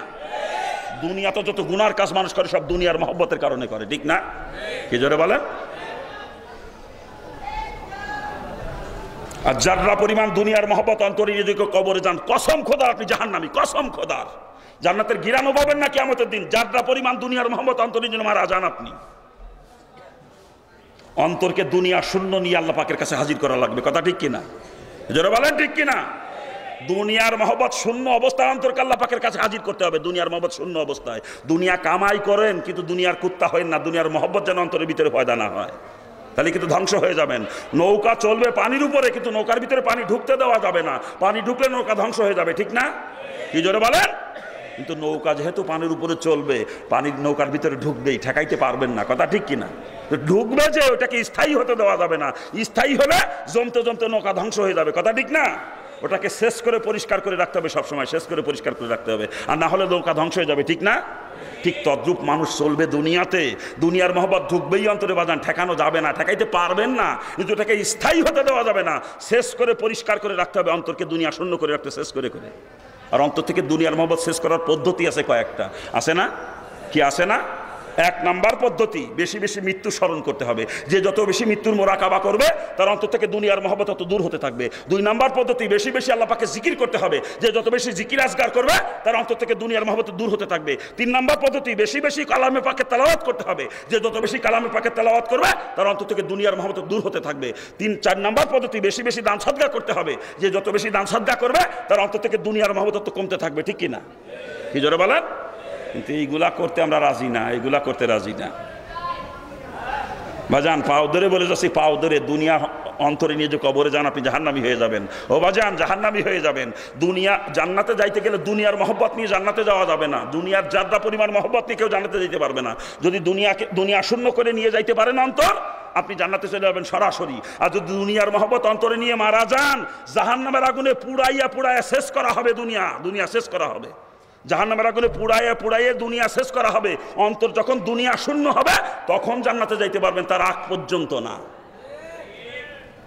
খুব হুঁশিয়ার বাজান, খুব হুঁশিয়ার। খারাপ লাগতেছে আপনাদের নাকি? খারাপ লাগে বাজান? আল্লাহ মাফ করুক, আল্লাহ মাফ করুক। আরে ভবিষ্যতে চিন্তা যে করে সেই তো বুদ্ধিমান আমরা বলি নাকি কান? যে ভবিষ্যতে চিন্তা করে চলে সেই বুদ্ধিমান, কথা ঠিক না? আর মুসলমানের জন্য দুনিয়ায় কোনো ভবিষ্যৎ নাই, দুনিয়ার কোনো নিশ্চয়তা নাই, সেকেন্ডের ভরসা নাই, কথা ঠিক কিনা? এখন আসি, 1 মিনিট পরে জমার বন্ধ হয়ে যেতে পারে, পারে না? চোখ বন্ধ হয়ে যেতে পারে কি না? জোরে বলেন। দুনিয়ায় মুসলমানের, মমিনের জন্য দুনিয়া কোনো ভবিষ্যৎ নাই। মমিনের ভবিষ্যৎ হলো জান্নাত, কথা ঠিক কিনা? আর জান্নাতের চিন্তা ভাবনা যে করে সেই প্রকৃত বুদ্ধিমান, কথা ঠিক না? আমরা মনে করি আমাদের সমাজে যারা বাড়ি গাড়ির মালিক, টাকা পয়সার মালিক, মিল কারখানা ইন্ডাস্ট্রির মালিক, ওরাই বুদ্ধিমান নাকি কান? আরে ওরা হলো সবথেকে বড় বিয়াক্কেল, সব থেকে বড় বিয়াক্কেল ওরা। যার যত সম্পদ বেশি সে দুনিয়ায় তত বড় বিয়াক্কেল, তত বড় বিয়াক্কেল সে। এপাশে চিল্লাচিল্লি হইতেছে অনেকে, কানে আওয়াজ আসলে কথা বলতে কষ্ট হয়। খারাপ লাগতেছে আপনাদের নাকি? খারাপ লাগে বাজান? আলোচনা গভীরে নেব না, গভীরের আলোচনা ওলামা হযরতরা খুশি হয়, কিন্তু সাধারণ পাবলিক বুঝতে পারে না। ওলামাদের খাস মজলিস যদি হয় সেখানে গভীরের আলোচনা করি, কিন্তু এটা তো ওলামাদের খাস মজলিস না, এখানে আম পাবলিক বেশি, কথা ঠিক না? এমন আলোচনা হবে যে সবাই বুঝতে পারে, কথা ঠিক না? আমার কথা বুঝতে কষ্ট হয় নাকি কারো? কষ্ট হলে বলবেন, আমি চেষ্টা করব বোঝানোর জন্য। বাবা যান, দুনিয়া থাকার জায়গা না, দুনিয়ার কুত্তা হয়েন না, দুনিয়ার কুত্তা হয়েন না। দুনিয়া লাথি মারেন, জান্নাতের দিকে ধাবিত হন। অনেক দুনিয়া কামাই করতে শরীয়ত নিষেধ করে নাই। অনেক বড় বড় বুজুর্গদের অনেক সম্পদ ছিল, অনেক সম্পদশালী ছিলেন তারা। আব্দুল কাদের জিলানী রহমতুল্লাহ আলাইহি ওই জামানার সর্বশ্রেষ্ঠ ধনী ছিলেন বলতে গেলে, ওই জামানার। জাহাজ ভরে ভরে মাল আমদানি রপ্তানি করতেন, জাহাজ ভরে ভরে আমদানি রপ্তানি করতেন। তাহলে কত বড় ধনী চিন্তা করেন, জাহাজ ভরে ভরে কত বড় ধনী ছিলেন আব্দুল কাদের জিলানী রহমতুল্লাহ আলাইহি। একদিন হাদিসের দর্শে বসে ছাত্রদেরকে হাদিস পড়াইতেছে, এমন সময় একজন লোক এসে খবর দিল, হুজুর আপনার জাহাজ একেবারে মালসহ সমুদ্রে ডুবে গেছে। আল্লাহর ওলি একটু অন্তরের দিকে চোখ বন্ধ করে খেয়াল করলেন, দেখেন অন্তরে কোনো পরিবর্তন আসছে কিনা, অন্তরের মধ্যে ব্যথা লাগছে কিনা। যদি অন্তরে ব্যথা লাগে তাহলে বুঝতে হবে অন্তরের মধ্যে দুনিয়ার মহব্বত পয়দা হয়েছে। তো অন্তরের দিকে খেয়াল করে আল্লাহর ওলি দেখলেন না, অন্তরে কোনো পরিবর্তন আসে নাই, কোনো ব্যথা লাগে নাই। বুঝলেন অন্তরের মধ্যে দুনিয়ার মহব্বত পয়দা হয় নাই। আল্লাহ শুকরিয়া আদায় করেন, আলহামদুলিল্লাহ বললেন, সাথে সাথে আলহামদুলিল্লাহ বললেন। তারা দুনিয়া কামাই করছে, কিন্তু দুনিয়ার কুত্তা ছিল না। কোটি কোটি টাকার মালিক ছিলেন, দুনিয়ার কুত্তা ছিলেন না তারা। কিন্তু আমরা 3 টাকার মালিকও না, দুনিয়ার কুত্তা হয়ে বসে আছি। কথা ঠিক না? আল্লাহ পাক আমাদেরকে হেফাজত করুক। জোরে বলেন আমিন। জোরে কর না আমিন। খারাপ লাগতেছে নাকি বাজান? খারাপ লাগে? ও বাজান একটু চিন্তা করেন, একটু চিন্তা করেন। কি নসিহত করবো? কারণ নসিহত করতে গেলে তো ইমানদারের দরকার, ঠিক না? আল্লাহ পাক বলছে নসিহত করো, ইমানদারদের উপকার হবে। ইমানদারি খুঁজে পাইনি আমি, তা নসিহত করবো কার সামনে? কন আমার দৃষ্টিতে ইমানদার খুঁজে পাইনি, নসিহত করবো কি করে? কন বলতে পারেন হুজুর আমরা এতগুলো মানুষকে ইমানদার না। আসলেই বাজান আমরা ইমানদার না, আসলেই না। ইমানদার যদি হতাম আমার জিন্দেগি এভাবে চলতো না বাজান, এভাবে চলতো না। দুনিয়ার কুত্তা হতে পারতাম না। কথা ঠিক কিনা? জোরে বলেন। আরে আখেরাতের বিশ্বাস যদি কারো অন্তরে পয়দা হয়, কসম খোদার, সে দুনিয়ার কুত্তা হতে পারে না। কথা ঠিক কিনা? সে দুনিয়া লাথি মারে। কথা ঠিক না? আখেরাতের বিশ্বাস যার অন্তরে পয়দা হয়, জান্নাত জাহান্নাম আমার সামনে, এই বিশ্বাস যদি কারো অন্তরে পয়দা হয়, সে কখনো দুনিয়া নিয়ে পাগল পারা হতে পারে না। কেমনে জাহান্নাম থেকে বাঁচবে আর জান্নাতে কেমনে যাবে, এই নিশায় সে পাগল পারা হয়ে যায়। কথা ঠিক না? আসলে আখিরাতের বিশ্বাস অন্তরে জায়গা দিতে পারি নাই বাজান। মুখে স্বীকার করি আমার মৃত্যু হবে, আমার কবর আছে, জান্নাত আছে, জাহান্নাম আছে, মুখে স্বীকার করি, অন্তরে জায়গা দিতে পারি নাই বাজান। অন্তরে জায়গা দিতে পারলে কসম খোদার আমার জিন্দগি রোগ পরিবর্তন হয়ে যেত, ঠিক না? কি জোরে বলেন? আর শুধু মুখে স্বীকার করার নাম তো ইমান না বাজান। মুখে স্বীকার করার নাম শুধু ইমান না, মুখে তো স্বীকার করতে হবে, অন্তরস্থল থেকে বিশ্বাস করা লাগবে, সেই অনুযায়ী আমল করে দেখাইতে হবে। এর নাম হচ্ছে ইমান, ঠিক কিনা? কি জোরে বলেন? ইকরার বিল লিসান, তাসদিক বিল জানান, আমল বিল আরকান, 3টা সমন্বয় হচ্ছে ইমান। আমরা শুধু মুখে স্বীকার করি আমি মরিয়ে যাব, আমার কবর আছে, হাসর আছে, জান্নাত জাহান্নাম আছে, মুখে স্বীকার করি, অন্তরে জায়গা দিতে পারি নাই। অন্তরে যদি আখিরাতের বিশ্বাস জায়গা দিতে পারতাম, কসম খোদার আমার জিন্দেগি সম্পূর্ণ পরিবর্তন হয়ে যেত, দুনিয়া লাথি মারতাম আমি। কথা ঠিক কিনা? কি জোরে বলেন? কিন্তু আজকে তো দুনিয়াকে আঁকড়ে ধরছি আমরা, বুঝতে হবে আখিরাতের বিশ্বাস অন্তরে নাই। আর যেহেতু আখিরাতের বিশ্বাস অন্তরে পয়দা হয় নাই, আমার ইমানও নাই, আমি ইমানদার না। ইমানদারের অন্যতম শর্ত আখিরাতের বিশ্বাস। কথা ঠিক কিনা? কি জোরে বলেন? আখিরাতের বিশ্বাসী অন্তরে জায়গা দিতে পারি না, কি এর ইমানদার বলেন? আল্লাহ আমাদেরকে মাফ করুক, আল্লাহ মাফ করুক। খারাপ লাগতেছে মনে হয় নাকি? খারাপ লাগতেছে? আলোচনা কি গভীরে চলে যায় নাকি? হ্যাঁ, গভীরে গেলে বুঝতে পারবে না সাধারণ মানুষ, গভীরে নেব না। আলোচনা করতেছিলাম দুনিয়াটা পায়খানা, প্রস্রাবখানা, ল্যাট্রিন, টয়লেট। খেয়াল আছে না? কি খেয়াল আছে না? দুনিয়াটা পায়খানা, প্রস্রাবখানা, ল্যাট্রিন, টয়লেট। পায়খানা প্রস্রাব না করলে দুনিয়া বেঁচে থাকা যাবে না? যাবে, বাধ্যতামূলক করাই লাগবে, ঠিক কিনা? ওদিকে মাওলা ডাক দেখে আমাদের তোর পায়খানা প্রস্রাব করার সৃষ্টি করি নাই, আমি তোকে সৃষ্টি করেছি লিয়াবুদুন, একমাত্র আমার ইবাদতের জন্য। কথা ঠিক কিনা জোরে বলেন? এদিকে পায়খানা প্রস্রাব না করলে আমার যেহেতু চলবে না বাজান, ওটাকে ইবাদত বানাইয়া তারপরে করা লাগবে, ঠিক কিনা জোরে কান? আর ইবাদত তখন হবে যখন পায়খানা প্রস্রাব রসুলের তরিকায় হবে, ঠিক কিনা জোরে কান? কি পায়খানা প্রস্রাব মধ্যে রসুলের তরিকা আছে তো? রসুল পায়খানা প্রস্রাব করেছেন তো? হ্যাঁ, রসুলের তরিকায় পায়খানা প্রস্রাবকে ইবাদত যদি বানাইতে পারেন, ওই পায়খানা প্রস্রাবের দ্বারা লক্ষ লক্ষ নাকি আপনার আমলনামা জমা হয়ে যাবে কিয়ামতের ময়দানে। ওই পায়খানা প্রস্রাবের কারণে আপনার জন্য বেহেশতের রাস্তা খোলা হয়ে যাবে। চিৎকার দিয়ে বলেন সুবহানাল্লাহ। আর পক্ষান্তরে রসুলের তরিকার খেলাফ যদি আমি পায়খানা প্রস্রাব করি বাজান, আমার পায়খানা প্রস্রাব করা নাফরমানি হয়ে যাবে। ওই পায়খানা প্রস্রাবের কারণে আমাকে কিয়ামতে জাহান্নামে চলে যাওয়া লাগবে, কারণ ইবাদতের পরিণতি জান্নাত আর নাফরমানির পরিণতি কিন্তু জাহান্নাম, ঠিক কিনা জোরে বলেন? মাইকে তো গলা টানতেছে, কি গলা টানত? হ্যাঁ, আছে গরম পানি? শুধু গরম পানি, চা না? যদি থাকে হালকা গরম, বেশি গরমও না। কোথায় রাখছি কথা? হ্যাঁ, পায়খানা প্রস্রাবের সুন্নাত তরিকা নিয়ে আলোচনা করবো না বাজেট। ইসলামী আলেমদের উপরে দায়িত্ব দিচ্ছে, তাদের কাছ থেকে জেনে নেবেন রসুল আমার কেমনে পায়খানা প্রস্রাব করেছেন, কেমনে করলে আমার পায়খানা প্রস্রাব ইবাদত হবে। সেভাবে যদি করতে পারেন তকদির ভালো, জান্নাতে চলে যাবেন। আর যদি তার উল্টাটা হয়, রসুলের তরিকার খেলাফ হয়, নাফরমানি হলে কিন্তু জাহান্নামে যাওয়াই লাগবে, মাপ নাই। কথা ঠিক কিনা?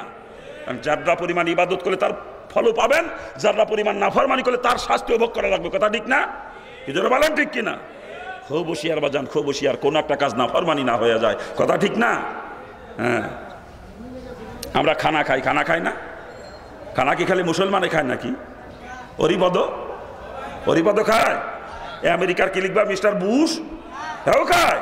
আপনার গোয়ালঘরে যে মিস্টার কাউ, গরু গরু। বাবাজিরা ভালো করে বুঝতে হবে, হরিপদ খানা খেলে হরিপদের পেট ভরে, মিস্টার বুশ খানা খেলে বুশেরও পেট ভরে। আপনার গোয়ালঘরের মিস্টার কাওয়াত গরু খানা খেলে গরুরও পেট ভরে। তো আমি আব্দুল করিম খানা খেলে পেট ভরলে চলবে না, আমার খানা খাওয়া ইবাদত হওয়া লাগবে। কারণ মাওলা আমাকে সৃষ্টি করে লিয়াবুদুন, একমাত্র ইবাদতের জন্য। খানা খাওয়ার জন্য মাওলাই সৃষ্টি করে নাই, ঠিক কিনা জোরে বলেন? আর খানা না খাইলে তো বেঁচে থাকা যাবে না? যাবে, এই খানা না খেলে বেঁচে থাকা যাবে? বাধ্যতামূলক খাওয়াই লাগবে, ঠিক কি না? আর খাওয়া যেহেতু লাগবেই, ইবাদত বানাইয়া খাওয়া লাগবে, কথা ঠিক না?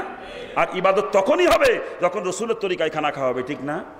হ্যাঁ, এ রসুলের কেমন সুন্নাত খানা খাওয়া সুন্নাত তরিকা নিয়ে আলোচনা করবো না, এটাও ইস্তেন আলেমদের উপরে দায়িত্ব, তাদের কাছ থেকে জেনে নেবেন রসুল কেমনে খানা খেয়েছেন। আমি শুধু এতটুকু বলতে চাইছি বাজান, খানা রসুলের তরিকা যদি শুধু পেটই ভরবে না বাজান, ওই খানা খাওয়া ইবাদত হয়ে যাবে। খানা খাওয়া দ্বারা লক্ষ লক্ষ নিক আপনার আমল নামা জমা হয়ে যাবে কিয়ামতের ময়দানে। খানা খাওয়ার কারণে আপনার বেহেশত রাস্তা খোলা হয়ে যাবে, চিৎকার দিয়ে বলেন সুবহানাল্লাহ। আর পক্ষান্তরে রসুলের তরিকার খেলাফ যদি খানা খাই বাজান, ওরি পদের মতো, মিস্টার বুশের মতো, হায়ান জানোয়ারের মতো আমার পেট ভরবে ঠিকই, খানা খাওয়া না ফরমানি হয়ে যাবে। ওই খানা খাওয়ার কারণে আমাকে কিয়ামতে জাহান্নামে চলে যাওয়া লাগবে, চিৎকার দিয়ে বলেন নাউজুবিল্লাহ। কারণ ইবাদতের পরিণতি জান্নাত, আর নাফরমানির পরিণতি কিন্তু জাহান্নাম, কথা ঠিক কিনা? জোরে বলেন, কি জোরে বলেন, ঠিক কিনা? আমি সামনে আগাবো বাজান। আমরা ব্যবসা করি অনেকেই, নাকি কয় এটা ব্যবসায়িক এলাকায়, কথা ঠিক না? কি ব্যবসা করি না আমরা? ব্যবসা করার জন্য আল্লাহ পাক সৃষ্টি করে না, সৃষ্টি করে সিল্লা ইয়াবুদুন একমাত্র ইবাদতের জন্য। ব্যবসা যদি করাই লাগে, ইবাদত বানাইয়া করা লাগবে। আর ইবাদত তখনই হবে যখন ব্যবসা রসুলের তরিকায় হবে, ঠিক না? কি ব্যবসার মধ্যে রসুলের তরিকা আছে? আছে রসুলের তরিকা। ব্যবসা করতে যে মালের ভিতরে ভেজাল ঢোকানো যাবে না, ওজনে কম বেশি করা চলবে না, জালিয়াতি, জুয়া, চুরি, ধোঁকাবাজি, মিথ্যার আশ্রয়ে ব্যবসা করা চলবে না। সুন্নাত তরিকায় ব্যবসা যদি করতে পারেন, আপনার ব্যবসা ইবাদত হয়ে যাবে। ওই ব্যবসা দ্বারা লক্ষ লক্ষ নাকি আপনার আমল নামা জমা হবে কিয়ামতের ময়দানে। ব্যবসা আপনাকে জান্নাতে নিয়ে পৌঁছে দিবে। আর আমরা ব্যবসা করি কেমনে দেখেন? আমি ব্যাপারী মানুষ, বাজারের দিন কাটা ঝুলাইয়া মাল কিনি, মাল কেনার সময় খেয়াল থাকে কেমনে 42 কেজি দিয়ে মন বানানো যায়। আর ওই মাল যখন বিক্রি করবো তখন খেয়াল 38 কেজির বেশি যেন এক মনে না যায়। কি করে নাকি আপনাকে দেশে দেখো? এই দেশেও করে। হ্যাঁ ও বাজান, শুধু তাই না বাজান, মাল কিনছে দুই প্রকার, একটা ভালো মাল, একটা খারাপ মাল। ভালোটা কিনছি 10 কেজি আর খারাপটা কিনছি 30 কেজি। ভালোটা কিনা 25 টাকা কেজি দরে, খারাপটা কিনা 20 টাকা কেজি দরে। দুটোর একসঙ্গে মিক্সার করেছি, 30 কেজি, 10 কেজি, 40 কেজি মাল। এক মন মাল বস্তাবন্দি করে বাজার বিক্রি করতে নিয়ে গেছি, 24 টাকা কেজি দর বেশি, কসম খোদা 25 টাকায় কিনা ছিল। আজকে বাজার দাম তাই 1 টাকা লস দিয়ে বিক্রি করা লাগতেছে। কয় না এরকম? কয় কিনা জোরে কন? অথচ ওর ভিতরে মাত্র 30 কেজি কিনা, ওর মধ্যে 30 কেজি কিনা মাত্র 20 টাকা কেজি দরে, আর মাত্র 10 কেজি কিনছে 25 টাকা কেজি দরে, ঠিক না? কি জোরে বলে?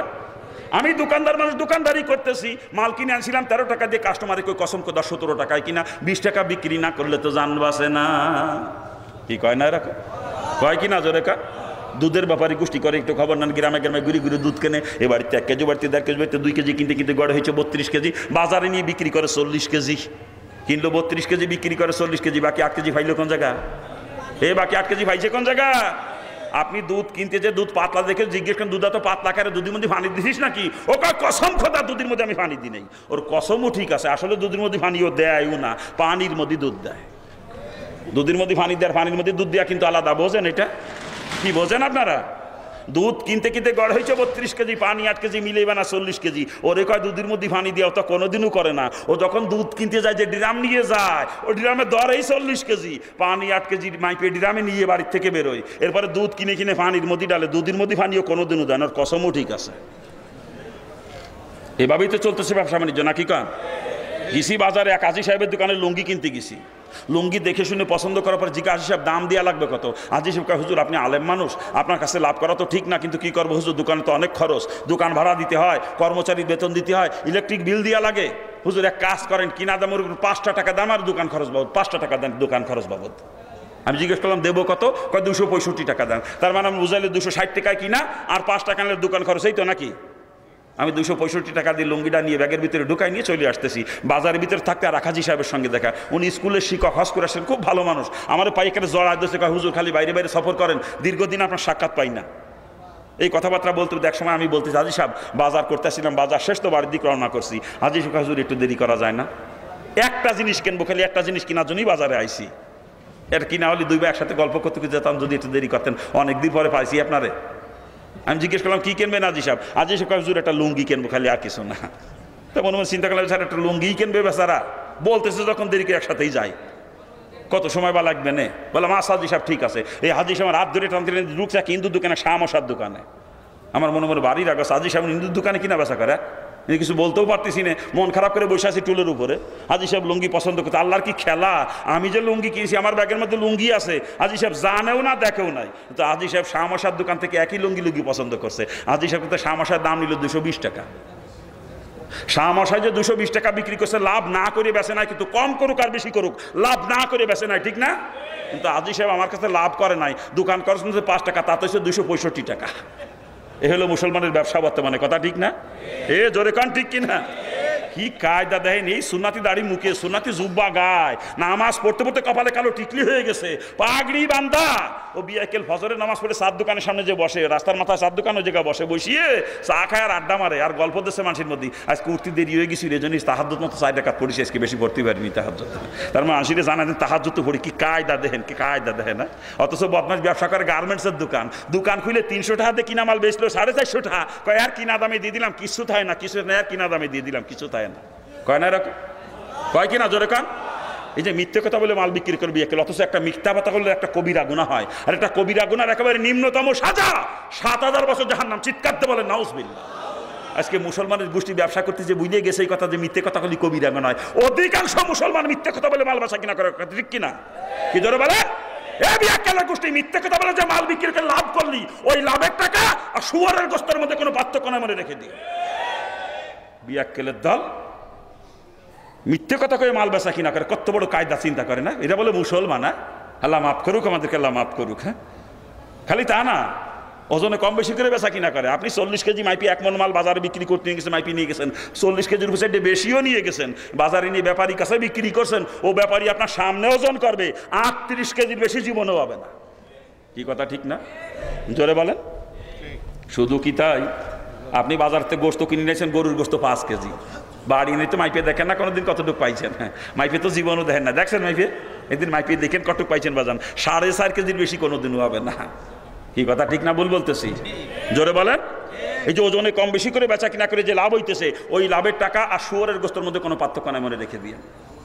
ওই টাকা খাইয়ে নামাজ পড়ে বিয়াকে। এখন ওই হারাম টাকা সমস্ত মালের সঙ্গে মিলে গেছে, সমস্ত মালই হারাম। ওর টাকা খাওয়া আর শুয়োর খাওয়া সমান, কথা ঠিক না? ওই শুয়োর খাইয়ে বিয়াকেল নামাজ পড়ে, কোন সোর কইছে তোর নামাজ পড়তে বিয়াকেল? তোর নামাজ পড়তে পড়তে কপাল কালো হয়ে যাবে, একটা শেষ দাও কখনো আমার মাবুদের দরবারে কবুল হবে না, একটা শেষ দাও না। ইবাদত কবুল 1 নম্বর শর্ত হলো হালাল রুজি খাওয়া, ঠিক কিনা? জোরে বলে। হারাম খোরের কোন ইবাদত আমার আল্লাহ কবুল করে না।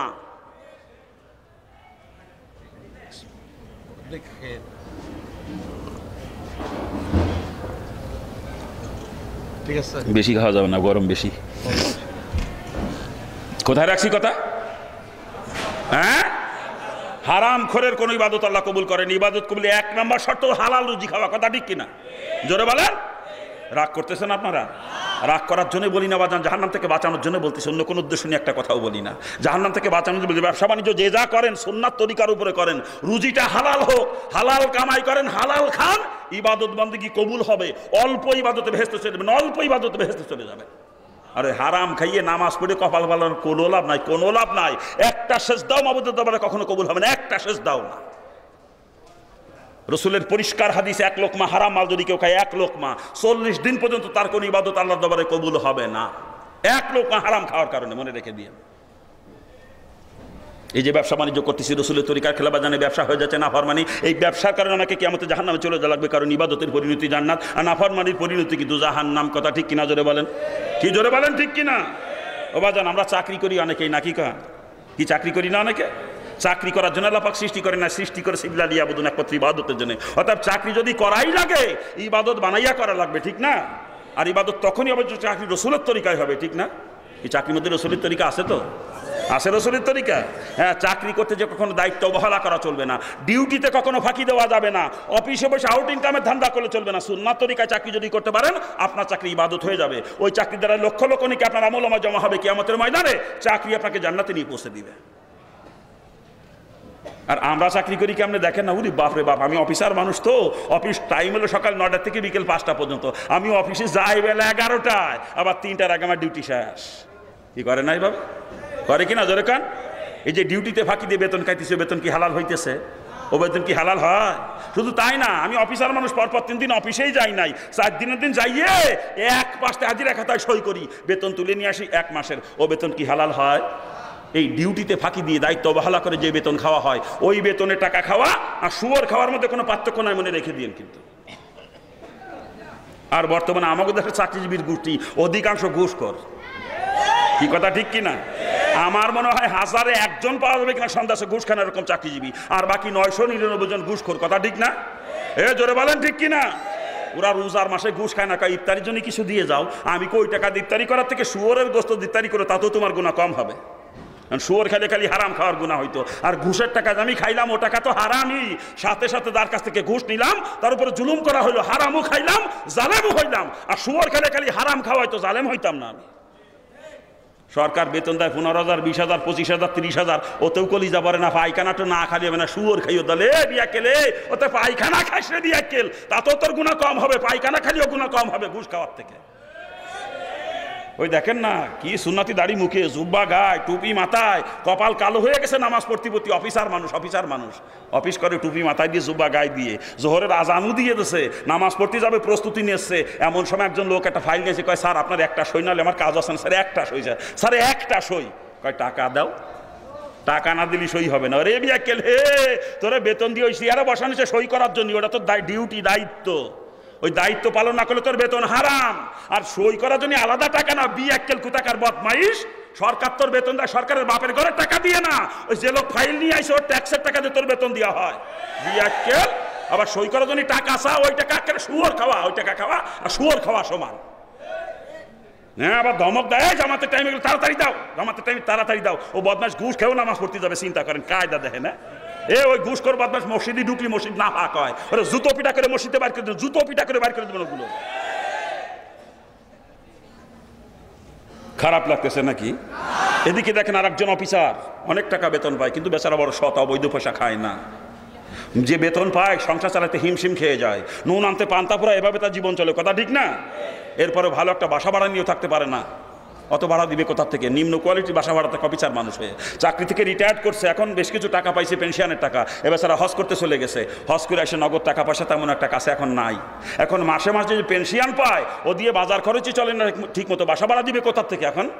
এখন আর শহরও থাকতে পারে না, সেই গ্রাম দেশে যে বাপদাদার পৈতৃক বাড়ি, টিনের বেড়া, টিনের ঘর, সেখানে যে বাকি জীবন অতিবাহিত করে, ঠিক না? কি জোরে বলেন? আর ওই অফিসারের আন্ডারে এক পিয়ন চাকরি করতে, পিয়ন আবার টেবিল তলে কামাইছে জম্মের কামানো। ও পিয়ন মাসে বেতন পাইছে 13,000, কিন্তু ফ্ল্যাট বাসা নিয়ে থাকছে বাড়া, ফ্ল্যাট বাসা খালি বাসা ভাড়ায় মাসে 16,000, নাকি কান জোরে কান? বেতন পাইছে 13,000, বাসা ভাড়া দেশে 16,000। খালি তা না, ও পিয়নের ছেলে মেয়ে সাইড দিয়ে 5টা, এক একটা লেখাপড়ার খরচ মাসে 4,000 5,000 টাকা, কথা ঠিক না? তারপরে খায় জম্মের খাওয়া, ওর খানার টেবিলে দুপুরবেলায় কোনো দিন 3 পদের গোস্ত হাজির হয়, গরু খাসি মুরগি 3 পদু, আবার মাঝে মাঝে কবুতরও আসে ছেলে, নাকি কান? হ্যাঁ, বাজারে যে মাছ কেনে কি কিনা, উরে বাপরে বাপ, এই বড় বড় পাবদা মাছ আর কেজি 1400 টাকা, ওইটা কেন ঘুষ করে বদমাইশ, ওইটা কেনে। মোটা শিং মাছ কেনে, মোটা শিং মাছ আর 1 কেজি 1200 টাকা, নাকি কান?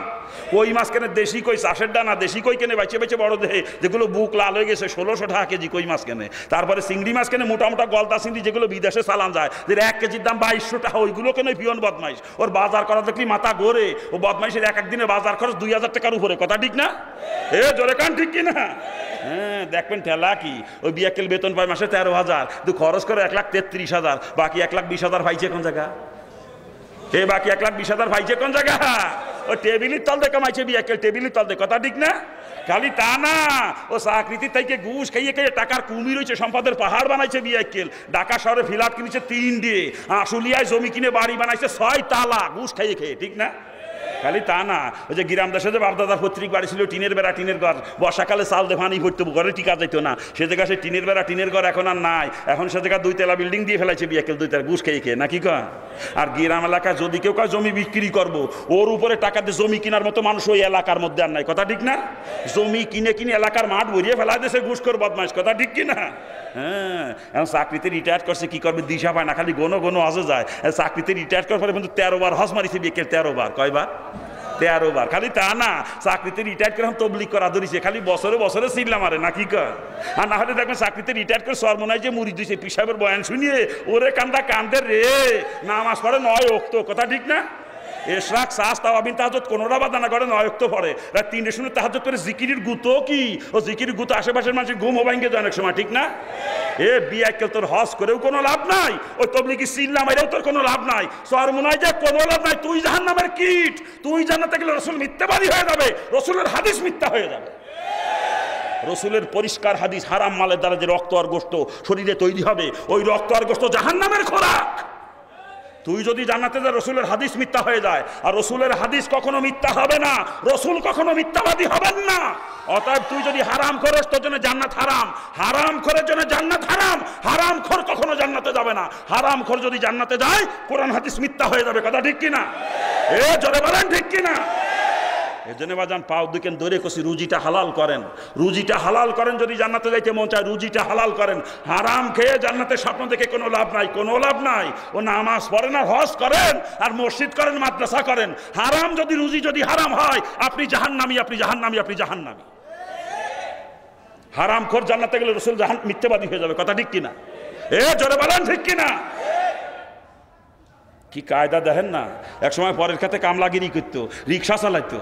একটা ছেলে হয়েছে, ছেলের লেখাপড়া শিখেছে, কষ্ট করে, মেলা কষ্ট করে লেখাপড়া শিখেছে। এখন ছেলে চাকরি পাইছে, অফিসার হয়েছে। এখন বাপের আর কামলা দুইয়া লাগে না, রিক্সা চালানো। বাপের হজ করাই নিয়ে আইছে। বাপের বাড়ি ছিল তালপাতার ঘর, তালপাতা ছাউনিয়ালা ঘর। সে যেখানে 2 তলা বিল্ডিং দিয়ে ছেলের চাকরি করে, ঘুষ খাইয়ে খাইয়ে নাকি কা। এখন ওনার দাঁত কি দামি দামি জুতো ফায়দায়, ছাড় ডাকাতে নিয়ে দেয় দামি দামি জুতো। কি কটমটায় আটের, এক হাতে লাঠি, পিতল দিয়ে বান্ধানো লাঠি, আর এক হাতে তসবি চকচক করে। তকচকে তসবি পুলা এনে দিয়েছে বিদেশের তে। সিঙ্গাপুর গেছিল, শান্তা এনে দিয়েছে পুলায়। এখন রাস্তাতে আটে মনে হয় যেন মাটি দেইবে যাবে, এরকম একটা ভাব। গর্বের ঠেলা কি। অথচ বদমাইশ একসময় পরে বাড়ি কামলাগিরি করতো, একসময় রিক্সা চালাইতো। কথা ঠিক না? জোরে কান। এখন বাজারে যাওয়ার সময় একা যায় না, ব্যাগ দ্বারা জনই সাথে একজন নিয়ে যায়, ব্যাগ নিয়ে সাথে একজন যাওয়া লাগে বাজারে। আর বাজারে যে বাজার করে কি করে, টাকার তো অভাব নেই, বোঝেন না? টাকার তো অভাব নেই। ফুলায় মাসে মাসে দেয় 50,000 60,000, বোঝেন না? খায় জম্মের খাওয়া। এখন বদমাইশ জম্মের খাওয়া খায়। খালি তা না, চার দোকানে বসে ওরে গপ্প দেয়, আমার ফুলা অফিসার হয়েছে, ফুলার প্রশংসা করে পঞ্চমুখ। কথা ঠিক কিনা? বিয়ে তোর ফুলা হয়েছে কুত্তা, আর তুই কুত্তার বাপ কুত্তা। তোর ফুলা পায়খানা খায়, তোরও সেই পায়খানা খাওয়াই রে বিয়ে, বোঝো না?